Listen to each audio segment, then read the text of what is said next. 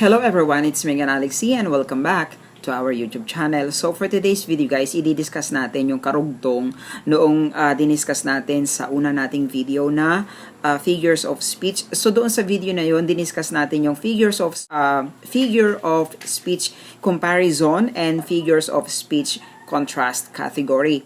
So in this video guys, i-discuss naman natin yung figures of speech representation or reference.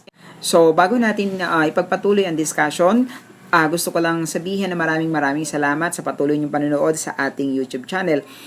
And kung hindi ka pa nakasubscribe, please subscribe our channel para palagi kang updated sa ating mga video na i-upload. Alright, so in figures of representation or reference, first is metonymy, which of course, pagka sinabi nating metonymy, a figurative representation of one thing or another. So again, metonymy is a representation of one thing or another. So let's talk about the example.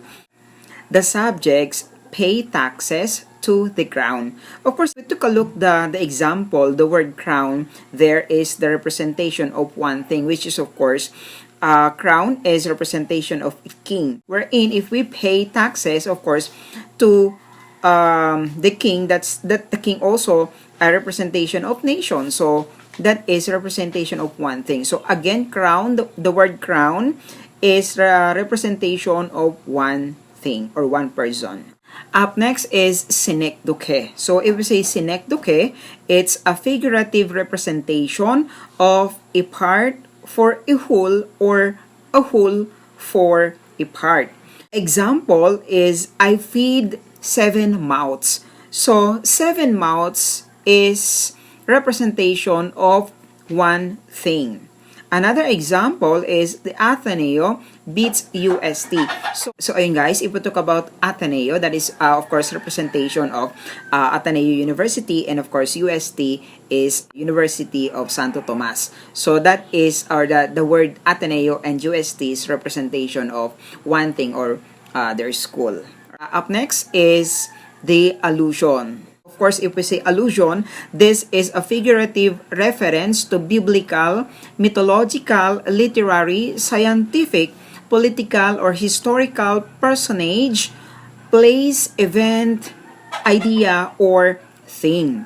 So in other words, if we talk about allusion, it could be in the coming from the Bible, or it could be in the story of myths, or it could be in the literary, it could be scientific, so and a lot more. So let's talk about the example.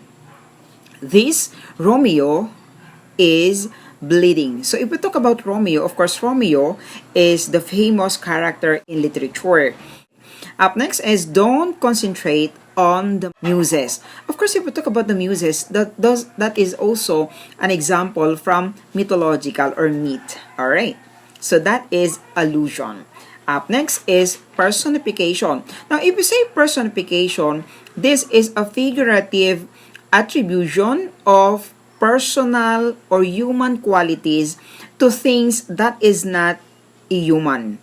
In other words, in Filipino, no, meron itong personal or human qualities, may katangian ng isang tao, pero hindi siya totoong tao or hindi siya tao.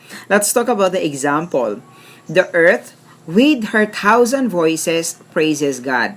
So if we talk about this example, earth is what? Is not human, but it has the characteristics of human. With her 1,000 voices, praises God. So that is an example. Alright? So that is a personification. Alright, so if we talk about the transferred epithets, this is a figurative attribution of qualities to things that do not possess such qualities. Alright, let's talk about the example.